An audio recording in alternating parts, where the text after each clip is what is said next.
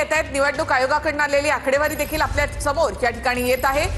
तर रुपाली ठोंबरे पाटील यांची ही दृश्य आपण या ठिकाणी पाहतोय। दोन्ही प्रभागांमधून हे मोबाईल कोणी आणले तिथे आतमध्ये? हे मोबाईल कोणी आणले? मतमोजणी थांबली होती त्यावेळेला रुपाली ठोंबरे पाटलांनी आक्षेप घेतलेला होता, त्यामुळे इथे गोंधळ झालेला होता। रुपाली ठोंबरे पाटील यांनी या ठिकाणी गोंधळ घातलेला होता। दोन प्रभागांमधून त्या पराभूत झालेल्या आहेत। ईव्हीएम मशीन बदलण्यात आल्या असा आरोप रुपाली ठोंबरे पाटलांनी केलेला आहे। मोबाईल कोणी आणले तिथे आतमध्ये? याआधी मनसेमध्ये असलेल्या रुपाली ठोंबरे पाटील त्यानंतर अजित पवारांच्या राष्ट्रवादीमध्ये गेल्या। पुण्यामध्ये त्यांनी 2 ठिकाणाहून निवडणूक लढवली, मात्र दोन्ही ठिकाणी त्या पराभूत झाल्या आहेत। मोबाईल कोणी आणले तिथे आतमध्ये?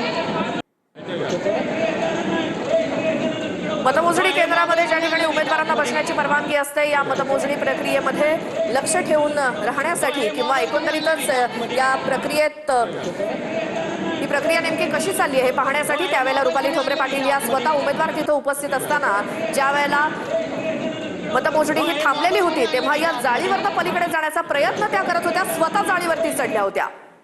पुण्यामध्ये मतमोजणीवर रुपाली ठोंबरे पाटील यांनी आक्षेप घेतलेला होता, त्यावेळेला जो गोंधळ निर्माण झाला त्यावेळेची ही दृश्य आपण या ठिकाणी पाहतोय।